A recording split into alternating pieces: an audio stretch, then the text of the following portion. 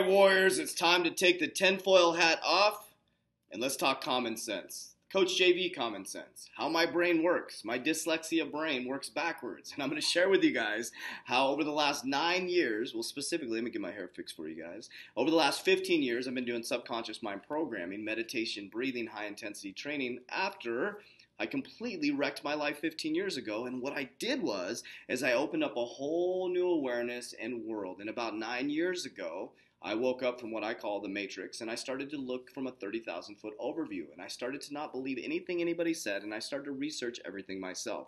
And what I found was absolutely remarkable. And the tinfoil hat guy is now right in my paradigm. Now, what I always tell my warriors, don't believe a word I say. What I'm working to teach you to do is to open up your eyes and awareness to the possibilities for you as a human being. You have the right to think, act, and do what you want. You can build your own world and own paradigm. All I'm doing is sharing information with you guys to help make informed decisions so you can protect your family. Now, we're on the precipice of the biggest economic collapse in history. The GDP is worse than the Great Depression. The job market is about to get crushed. The middle class is going to get wiped out. They're going to pump more stimulus into the economy, which is not good for your US dollar, but it's great for what I'm focused on is digital currency. And I cannot wait to show you this video from yesterday on CNN with Brad Garlinghouse, the CEO of XRP, or CEO of Ripple, which is the coin I invest in, XRP. I'm a huge XRP fan, humongous XRP fan, ex-executive banker, understanding how the banking rails work. So I invest based on common sense. So let's get right into it. So make sure you like, subscribe, comment. At the end, you can find out how to join our Warrior Academy where I show my own portfolio. You work out with me live daily, meditation, breathing, nutrition, learning how I think, and how I'm going into the new quantum financial system. I show my exact portfolio. Not a financial advisor, none of it's financial advice, but you can activate now. And I was kind of joking around yesterday, but we've been so busy, so many people joining the Warrior Academy, we have not even taken away the Cyber Monday deal. You can still join at 90% off. So we're going to watch this video, and as I always do, I narrate the videos. Now, one thing, if you've been following me for a while, I'm going to stop, and there's a few things I'm going to say I told you so. He's going to bring up key things. Now, you're going to have to hang in there, Warriors. It's going to be an 8-minute video. And I'm going to show you another video from CNN with the CEO of PayPal. Now, remember, PayPal said cryptocurrency was a fraud 1 year ago. Now, this is Brad Garlinghouse, the CEO of Ripple. Their cryptocurrency is XRP. There's key things that he says within the framework of this conversation. Basically, let's let you know, the media campaign has started now, guys. It is literally right now, I believe in my paradigm, in my world, it is the last chance to get into XRP under $1. Just saying it. Just saying. Okay, so I'm going to break this down. If you've been following me for a long time, you're going to hear a lot of things I've been talking about the last year.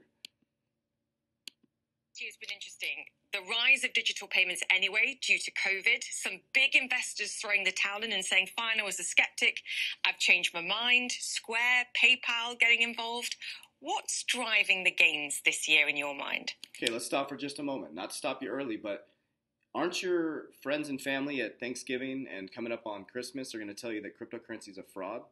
Why are these massive companies investing in cryptocurrency? Ask yourself that. They're going to invest in something that's illegal and a fraud and that's going to collapse? Well, first of all, Julia, thank you for having me back. It has definitely been an exciting year across crypto.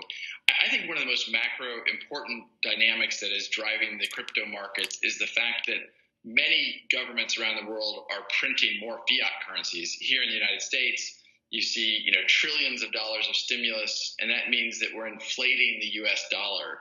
And when you inflate the U.S. dollar, there's many people that want to hold non-inflationary assets. You've seen the same dynamic really with gold and the year that gold has had. And so I think people are seeing crypto as, in some cases, a inflationary hedge. As you pointed out, you're seeing names like Paul Tudor Jones and Stan Druckenmiller come into crypto and see it as a investable asset. And I think those are important dynamics that are driving this market. So you're saying that... Okay, so let me break that down for you. So what he's saying is the stimulus checks that you're getting, the trillions of dollars that the government is printing into the economy, what that is doing, the smart money knows that that's deflating their actual dollar. Cash is trash. Ray Dalio, cash is trash. So they're running from cash into stores of value. Bitcoin, silver, gold.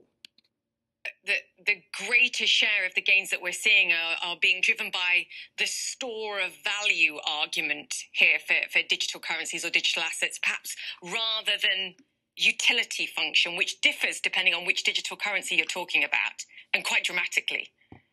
Yeah, look, I have said for years, and I've said with you, I violently believe that the long-term value of any digital asset is going to be derived from its utility. I think one utility is store of value, and you're seeing that across Bitcoin. You're seeing that across other cryptocurrencies that don't have an inflationary dynamic.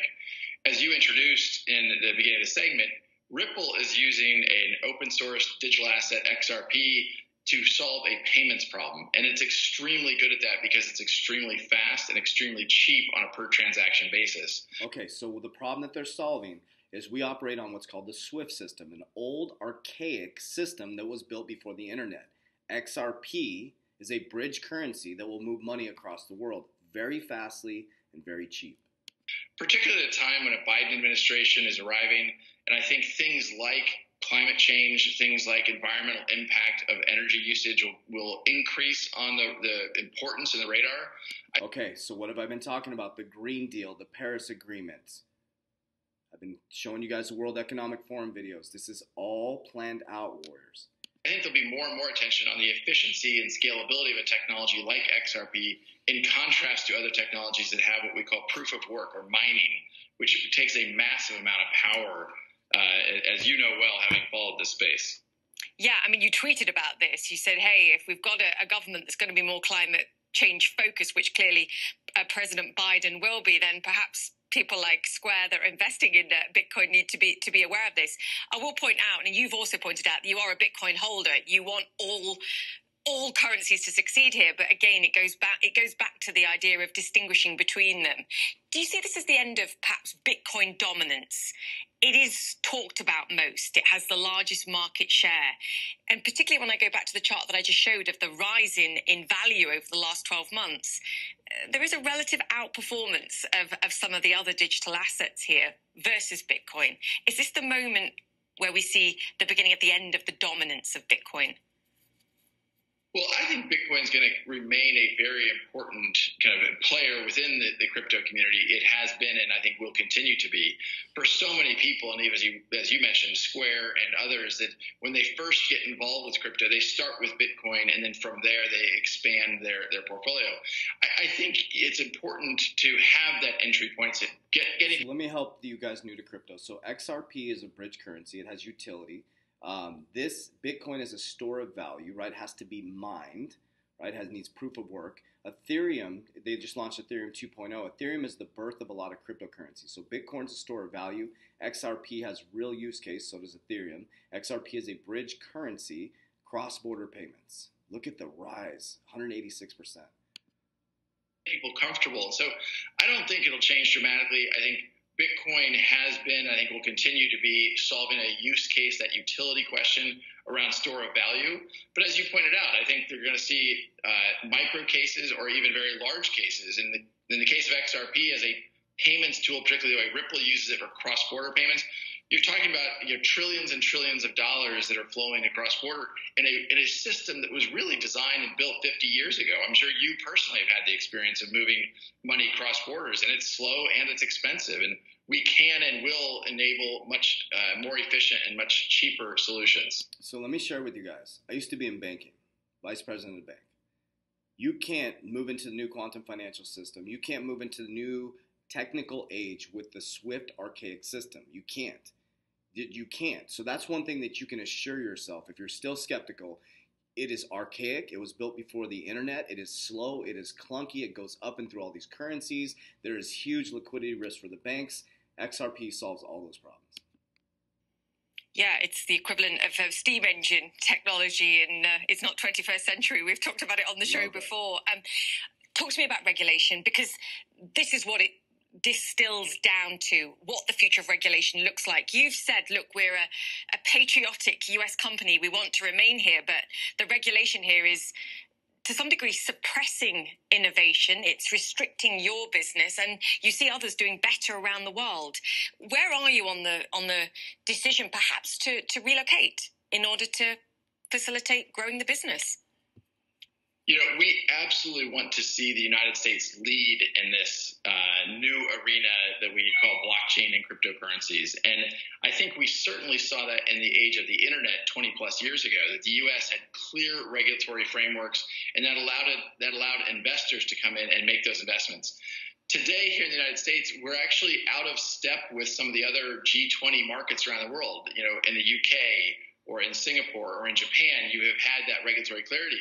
You asked why Bitcoin has outperformed, and one of the reasons is likely that there is clarity and certainty about Bitcoin's regulatory framework here in the United States.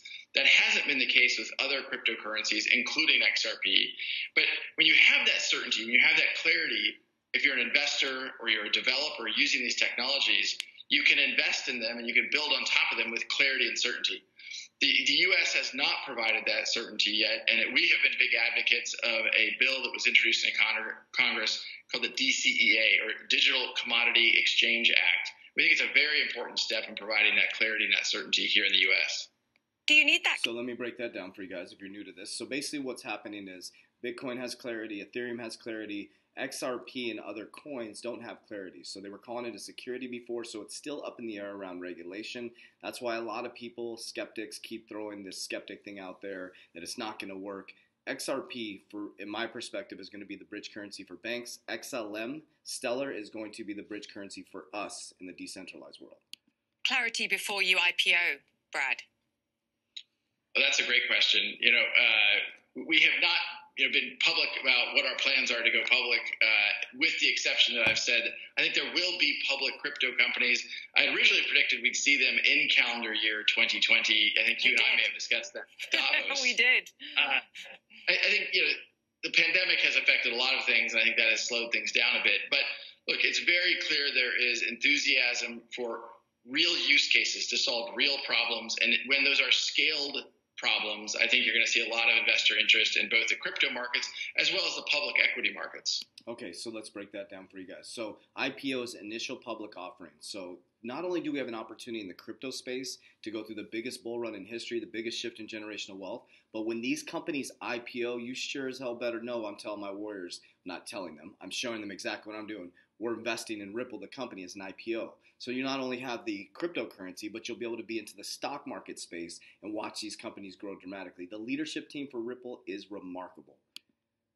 What does an ideal regulatory framework look like for Ripple and for the digital asset XRP? I just want to give viewers a sense of how it's holding you back. Is it preventing you adding central banks to the platform? Is it preventing customers, particularly international companies, joining the payments network too? What specifically is it preventing at this stage?